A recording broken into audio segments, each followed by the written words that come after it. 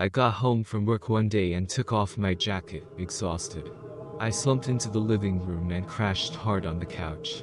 After a few minutes of relaxing, I let myself shut my eyes and drift off, but I was suddenly awoken when I heard the sound of the door opening. I rubbed the sleep from my eyes and began to hear a cheery voice. "Hello, baby. I'm home." I could recognize that voice anywhere. It sounded so uplifting and friendly to the ear. It belonged to the beautiful woman that I married only a few months before. I was still lounging on the couch with my eyes shut, but I could still imagine her coming in through the door in her dirty work uniform. She would feel so exhausted but look so beautiful. The sound of her voice made me almost fully wake up. I began to sit up and wipe the sleep from my eyes.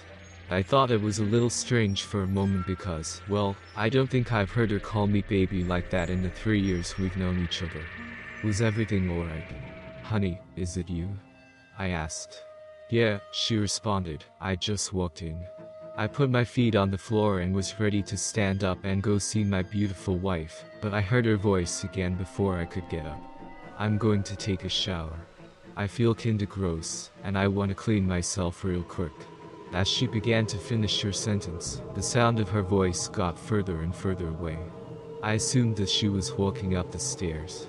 I realized that I wouldn't be able to see her before she got in the shower, so I laid back down onto the couch and almost immediately felt relaxed again. As I laid, a thought kept coming to me. I kept thinking about how much more comfortable I would be on the bed in our bedroom upstairs. And I knew I was right. It would.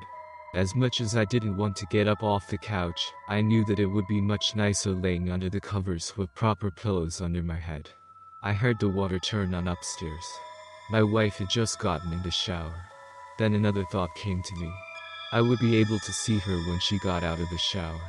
She would feel clean and pretty once again, and she'd be fully ready to sit and talk with me about her day. It only took another few seconds before I was fully convinced. I began to sluggishly rise off the couch and make the long trek over to the stairs in the front hallway. I started to slowly ascend them, but I froze when I heard the front door open behind me. I nervously wheeled around and saw my beautiful wife standing in the doorway. She was dressed in her usual work uniform as she aggressively shook the dirt off her shoes. She finally looked up and spotted me on the stairs. "Hello, dearest," she greeted. I did not respond. I stared at my wife, agape.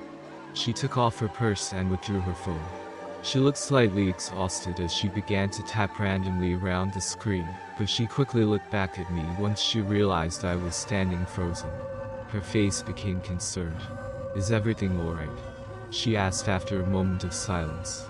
Just then, the water shut off upstairs.